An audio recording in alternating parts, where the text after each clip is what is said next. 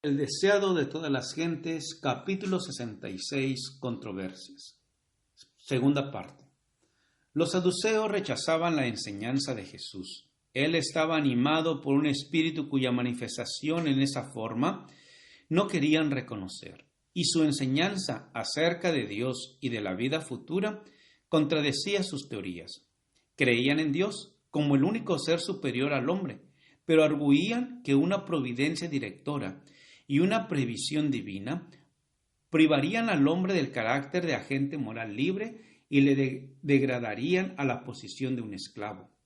Creían que, habiendo creado al hombre, Dios le había abandonado a sí mismo, independientemente de una influencia superior.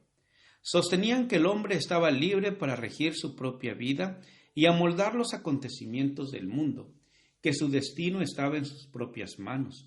Negaban que el Espíritu de Dios obrase por medio de los esfuerzos humanos o medios naturales.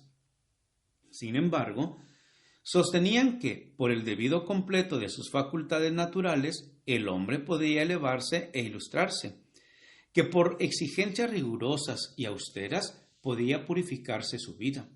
Sus ideas acerca de Dios amoldaban su carácter. Como en su opinión no tenía el interés en el hombre, tenían poca consideración unos para con otros, había poca unión entre ellos. Rehusando reconocer la influencia del Espíritu Santo sobre las acciones humanas, carecían de su poder en sus vidas. Como el resto de los judíos, se jactaban mucho de su derecho de nacimiento como hijos de Abraham y de su estricta adhesión a los requerimientos de la ley. Pero estaban desprovistos del verdadero espíritu de la ley, así como de la fe y benevolencia de Abraham. Sus simpatías naturales eran muy estrechas. Creían que era posible para todos los hombres conseguir las comodidades y bendiciones de la vida, y sus corazones no se conmovían por las necesidades y los sufrimientos ajenos. Vivían para sí mismos.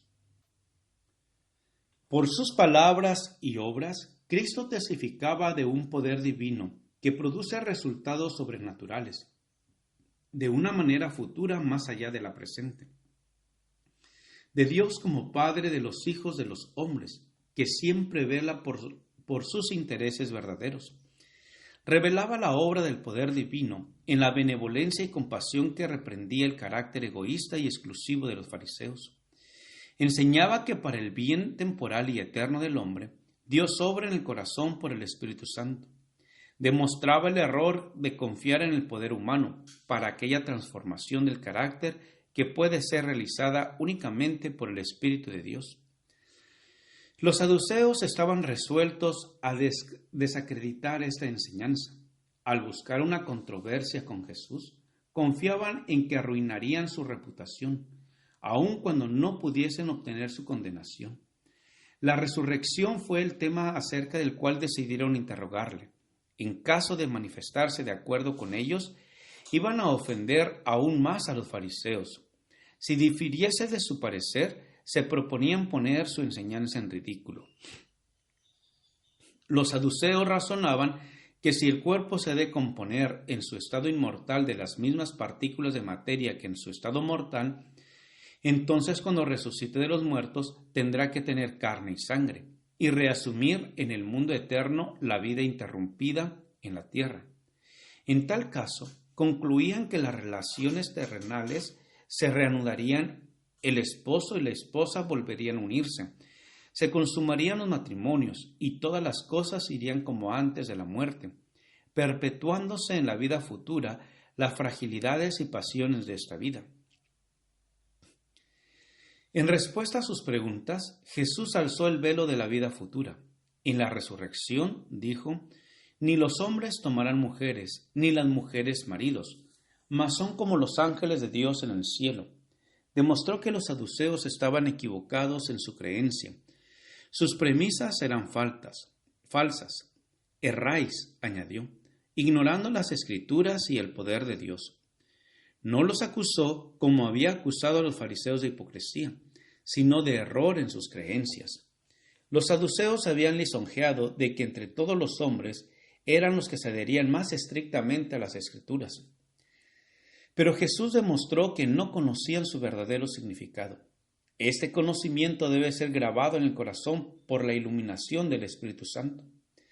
Su ignorancia de las Escrituras y el poder de Dios, declaró él, eran causa de la confusión de su fe y de las tinieblas mentales en que se hallaban. Trataban de abarcar los misterios de Dios con su raciocinio finito.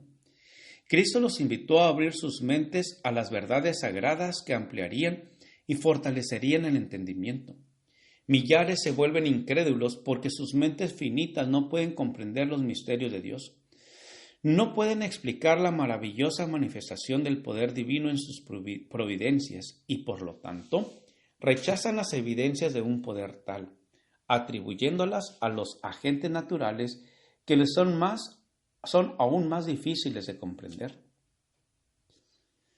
La única clave de los misterios que nos rodea consiste en reconocer en todos ellos la presencia y el poder de Dios. Los hombres necesitan reconocer a Dios como el creador del universo, el que ordena y ejecuta todas las naciones. Necesitan una visión más amplia de su carácter y el misterio de sus agentes. Jesús declaró a sus oyentes que si no hubiese resurrección de los muertos, las escrituras que profesaban creer no tendrían utilidad.